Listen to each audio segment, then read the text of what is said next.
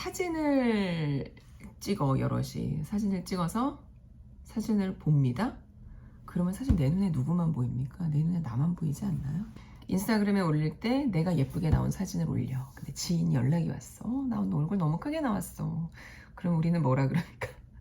아, 괜찮아. 그러니까 우리는 남의 얼굴 그때 보지도 않아. 그러니까 나만 봐. 뭐 나르시즘이 있어서 그런 것도 아니고 사실은 누구나 다 자기한테 가장 관심이 있죠. 근데 제가 얼마 전에 팀장님의 뇌구조에 대해서 그림 그려놓은 어딘가에 무언가를 봤는데, 팀장님은 가장 관심 있어 하는 어떤 주제나 대상이 뭘까? 뭐 예를 들어 팀을 어떻게 이끌 것인가, 또는 성과를 어떻게 우리가 이제 할 것인가, 또는 팀장님 머릿속에는 누구한테 가장 관심이 많을까? 팀장님은 누구를 제일 많이 생각할까? 그러니까 본인이 예뻐하는 팀원이 따로 있는지, 또 일 잘하는 팀원이 따로 있는지, 아니면 뭐 최근에 신규가 들어왔는데 그 이제 신규에 대한 생각을 많이 하는지.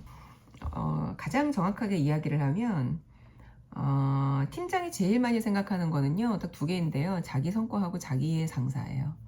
그러니까 우리도 어떠한 일을 할 때 누구를 위해서 일을 하지는 않지만 누구를 생각을 하면서 일을 하게 됩니다. 그러니까 예를 들어서 저 같으면 고객사인 거죠. 내일은 저 지금 제주도에 와 있는데, 내일은 어느 게임 회사에 이제 교육을 왔어요. 그러면 게임 회사에 나의 교육생이 두 개 지금 내일 이제 개칭인데, 이들은 어떠한 특징이 있고 이들은 어떠한 특징이 있고, 그래서 저는 제일 고민을 많이 하는 게 그 고객의 니즈를 고민을 할 때, 고객의 니즈의 제일 1번은 이들이 누구인가예요. 고객 분석인 거예요.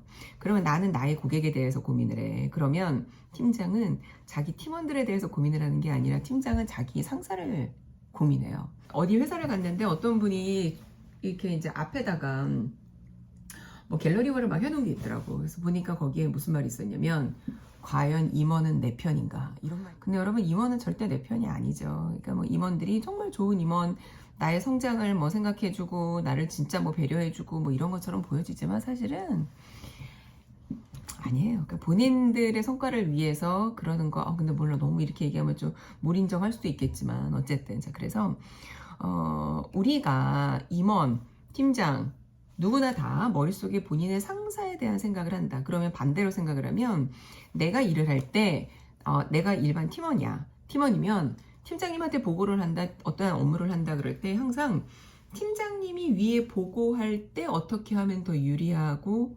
이롭고 더 효과적이고 효율적인지를 고민해서 일을 하면 내가 팀장님한테 인정을 받겠죠. 이 팀장님은 이 아이가 능력이 있어서라기보다는 내가 내 능력을 인정받을 수 있게 도와주기 때문에 이 아이를 더욱더 케어하게 될지도 모른다는 거예요. 그럼 이 팀장이라고 하는 분들은 사실은 어때야 되냐면, 너무 위에 있는 사람들만 생각을 하면 팀원들 눈에 보여요. 그러니까 나는 중도를 지켜야 돼. 그래서 트랙이 항상 제가 지금 두 개로 나뉘어져 있다고 얘기했잖아요. 관리자는 관리자 트랙이 있고 실무자는 실무자 트랙이 있어. 그러면 팀장이 됐다라고 하는 거는 관리자 트랙이에요. 그러면 우리는 조직마다 달라서 관리자 트랙을 선택을 한다거나 실무자 트랙을 선택을 한다거나 그렇게 할 수 있는 건 아니지만, 만약에 내가 관리자가 됐다면, 내가 그 트랙을 선택을 하지는 않았다 할지라도 됐다면, 나는 적어도 내 팀원들한테 내가 나의 상사만을 생각하고 내 성과만을 생각한다라는 거를 티를 내면 안 돼요. 자격이 없는 거죠. 제가 책을 쓰면서 질문을 좀 드려봤는데, 왜 자기 팀원들한테는 되게 못하면서 자기 상사한테는 엄청나게 잘하는 이런 분이 있어요. 그리고 또 한 분은 우리한테는 굉장히 냉철해, 우리한테는 굉장히 철저해, 우리한테는 아주 차갑게 굴어. 그런데 그의 임원이 우리를 쳐다보고 있을 때에는 막 너무나 한없이 막 따뜻하게 대하는. 그러니까 이렇게 사람에 따라 다르고 상황에 따라 다르고. 근데 팀장은 팀장의 입장에서 사실은 나도 내 성과를 챙겨야 되잖아요. 그죠? 그러면 우리는 어떻게 해야 되냐면, 내가 성과를 잘 받을 수 있도록 나를 도와주는 팀원 있잖아요.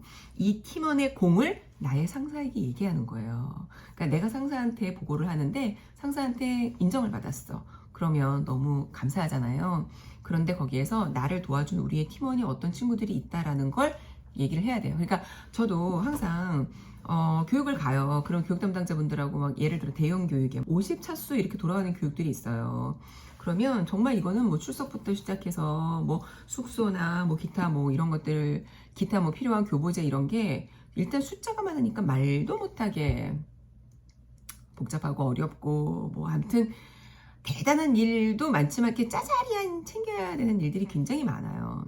근데 이런 걸 되게 멋들어지게 해냈어. 그러면 우리가 50차수를 진행을 하고 뭐 연말에 우리끼리 이제 얘기하면서 이번에 아무 사고 없이 교육이 잘 돼서 너무나 다행이에요, 팀장님. 그러면 팀장님들마다 스타일이 달라. 그래서 어떤 팀장님은 제가 워낙에 대형 교육에 대한 노하우가 있어서요. 내가 한두 번 해본 게 아니거든요.